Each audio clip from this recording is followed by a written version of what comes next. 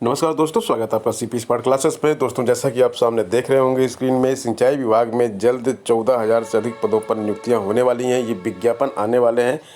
समूह ग के पद हैं ये, और किन पदों पर कितनी कितनी रिक्तियां हैं ये आपको दिखा देते हैं। यहाँ पे देखिए, लिपिक में 2,375 रिक्तियाँ हैं, सिंचपाल में 4,587, सिंच पर्यवेक्षक 849, जिलेदार 430, कार्य पर्यवेक्षक 49, मुंशी 315, हेड मुंशी 38, नलकूप चालक की है 5,724। तो सबसे बड़ी नियुक्ति जो है नलकूप चालक की है। नलकूप चालक और लिपिक सिंचपाल, ये 3 पद हैं जिसकी बम्पर भर्ती सिंचाई विभाग में होने वाली है। तो नलकूप चालक के लिए आपको क्या क्वालिफिकेशन चाहिए और लिपिक के लिए क्या क्वालिफिकेशन चाहिए, इसके बारे में भी चर्चा करेंगे आने वाले वीडियोस में। और यहाँ पे एक चीज़ देख लीजिए कि इस संवर्ग के सभी पदों के लिए इंटरमीडिएट अनिवार्य है। यहाँ पे लिखा हुआ है ना, इंटरमीडिएट। उसके बाद लिपिक संवर्ग के लिए कंप्यूटर टाइपिंग व डाटा एंट्री का ज्ञान होना बहुत ज़रूरी है।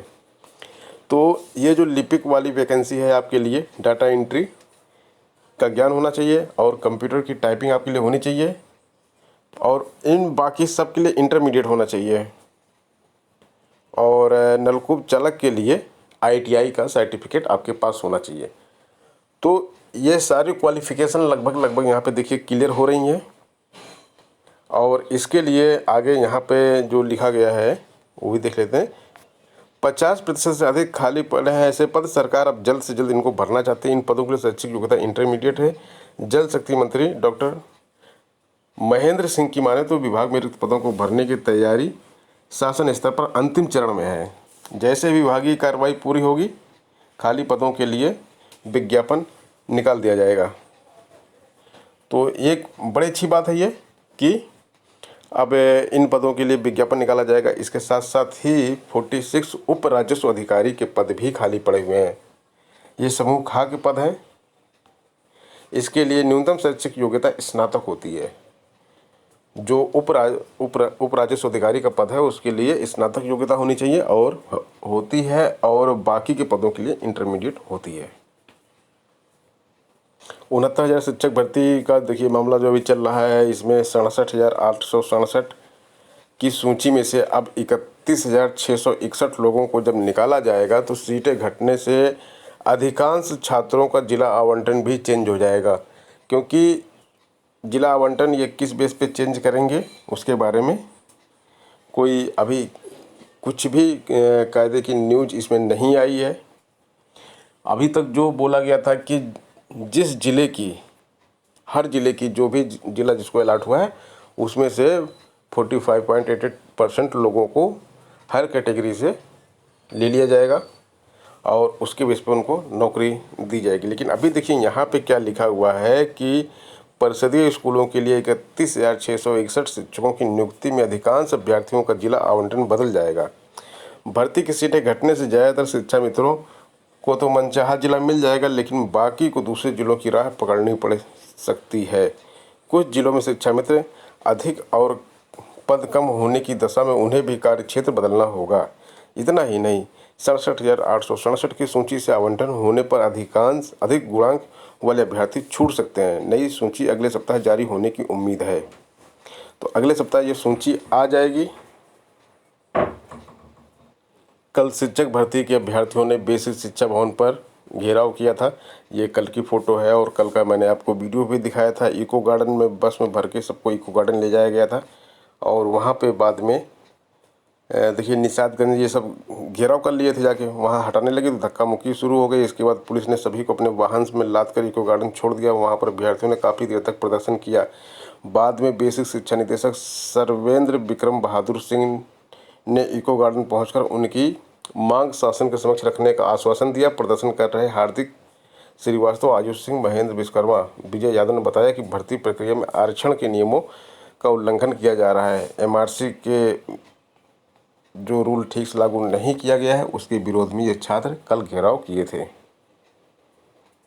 TGT PGT का नया विज्ञापन अगले माह जारी कर दिया जाएगा और इसके लिए बोर्ड के उप सचिव ने प्रदर्शन करने पहुंचे अभ्यर्थियों को दिया आश्वासन, प्रतियोगी छात्रों ने उनको ज्ञापन सौंपा है।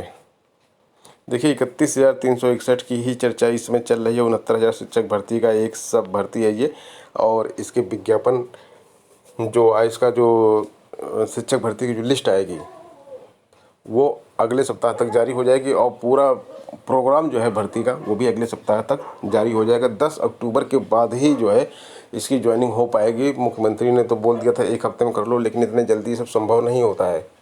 मैंने उस समय भी आपको वीडियो में बताया था कि मुख्यमंत्री जी ने 1 सप्ताह का टाइम दिया है। 1 सप्ताह में इम्पॉसिबल है करना। अधिकारियों के पास बहुत सारी अड़चनें होती हैं और बहुत सारा ऑफिस वर्क इसमें होता है। इतनी जल्दी कुछ भी नहीं होता है काम, जितनी जल्दी जो है आदेश दिया गया था कि इतनी जल्दी करने के लिए। तो 10 अक्टूबर के बाद ही आपकी ज्वाइनिंग होगी 31,361 छात्रों की। पीसीएस 2019 की मुख्य परीक्षा समाप्त हो चुकी है और छात्रों को अब रिजल्ट का इंतजार है। पीसीएस की जो परीक्षा थी इसमें कई चेंज किए गए हैं। 2 गुना अभ्यर्थियों को क्वालिफाई कराया जाएगा। केवल जितने पद हैं उसके दुगने छात्रों को ही इसमें केवल क्वालिफाई कराया जाएगा। यानी कि एक तरह से देखा जाए तो जो पीसीएस मेंस क्वालिफाई कर लेगा उसके चयन होने की संभावनाएं बढ़ गई हैं। दूसरी तरफ अगर देखा जाए तो जो है पीसीएस अफसर बनने की संभावनाएं कम हो गई, क्योंकि मुख्य परीक्षा में जो है सफल घोषित नहीं किए जाने के बाद संभावनाएं तो वहाँ पे समाप्त हो जाएंगी, क्योंकि कम लोग सफल घोषित किए जाएंगे। पहले ज़्यादा लोग सफल घोषित किए जाते थे तो उनकी संभावनाएं बनी रहती थी। अब खैर जो लोग सफल घोषित किए जाएंगे उनकी पीसीएस बनने की संभावनाएं बढ़ जाएंगी। पीएससी के कुछ जवानों की मैंने बात की थी जिनको पदोन्नत करने के बाद पीएससी में भेज दिया था। ये सिविल पुलिस, पहले पीएससी में थे फिर सिविल पुलिस में गए थे। सिविल पुलिस में वो एसआई हो गए थे कुछ उनके बैच के लोग, तो इन्होंने भी मांग की थी कि इनको भी एसआई किया जाए, लेकिन उनको पीएससी में वापस भेज दिया गया था और उनको हेड कांस्टेबल से कांस्टेबल बना दिया गया था। यानी कि हेड कांस्टेबल से दरोगा बनना चाह रहे थे तो उनको दरोगा न बन के हेड कांस्टेबल से कांस्टेबल बना दिया गया था। तो इस मामले में वो लोग जो है कोर्ट चले गए हैं और मुख्यमंत्री योगी ने पीएससी के पदोन्नत जवानों को प्रोन्नत करने के निर्देश दिए हैं। जब वो लोग कोर्ट चले गए तो मुख्यमंत्री जी की भी नींद खुली। इन्होंने भी आनन फानन में तुरंत आदेश दे दिया कि उन सबको प्रोन्नत किया जाए, और इसके साथ साथ है पदोन्नत करने की जांच के भी आदेश दे दिए कि किन अधिकारियों की वजह से किस कंडीशन में इनको पदोन्नत किया गया था उसकी भी जांच करने के आदेश दे दिए गए हैं। प्री प्राइमरी में भी अब टीईटी की तैयारी की जा रही है। शिक्षा मित्रों को इससे झटका लग सकता है। उत्तर प्रदेश के राष्ट्रीय शिक्षा नीति 2020 लागू करने की तैयारी हो रही है। इसके तहत बेसिक शिक्षा विभाग ने जो प्रावधान किए हैं उसमें पूर्व प्राथमिक शिक्षा के कक्षा 12 तक के शिक्षकों के चयन के लिए टीईटी अनिवार्य किया जाना है। इसी प्रावधान में 1,30,000 शिक्षा मित्रों की पूर्व प्राथमिक में समायोजन की आखिरी उम्मीद भी तोड़ दी। 27 जुलाई 2017 को सुप्रीम कोर्ट से बगैर टीईटी सहायक अध्यापक पद पर समायोजित निरस्त होने के बाद 1,37,000 शिक्षा मित्रों के सामने संकट पैदा हो गया था। प्रदेश सरकार ने पिछले साल अक्टूबर में 1,89,000 आंगनबाड़ी को प्री प्राइमरी स्कूल बनाने का निर्णय लिया था। इस नीति में 3 से 6 वर्ष की आयु वर्ग को प्री प्राइमरी स्कूल में शिक्षा देना अनिवार्य है। शिक्षा मित्रों को उम्मीद जागी थी कि पूर्व प्राथमिक स्कूलों में परिवर्तित हो रहे आंगनबाड़ी में समायोजित हो जाएगा। 7,000 शिक्षा मित्रों को 68,500 में नौकरी मिल गई है। शेष 1,30,000 संघर्ष कर रहे हैं।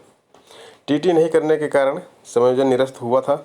महानिदेशक स्कूली शिक्षा विजय किरण आनंद ने 1 सितंबर को सभी डीएम को पत्र लिखकर पंचायती राज संस्थाओं के माध्यम से राष्ट्रीय शिक्षा नीति लागू करने के उद्देश्य किए प्रावधान कार्य योजना के प्रचार प्रसार तथा विस्तार चर्चा के निर्देश दिए हैं। तो अब शिक्षा मित्र परेशान है क्योंकि 7,000 को ही केवल नौकरी मिली है और इस भर्ती में 69,000 शिक्षक भर्ती में भी केवल 8,000 ही पास हैं। तो 8-7 15,000 ही केवल नौकरी पाएंगे, बाकी लोग नौकरी नहीं पाएंगे। तो इनको एक उम्मीद थी कि भाई प्री प्राइमरी में इनको शिफ्ट कर दिया जाएगा, लेकिन अब वहाँ भी टीईटी लाया जा रहा है। तो अब ये क्या करेंगे आखिर? शिक्षा मित्र जो है उनकी उम्मीद जो है वो टूट गई बिल्कुल। पीसीएस मेंस 2019 जो है पीसीएस 2018 से ज़्यादा मुश्किल था ये एग्ज़ाम। और 11 अक्टूबर को अभी पीसीएस की प्री एग्ज़ाम होना है 2020 का।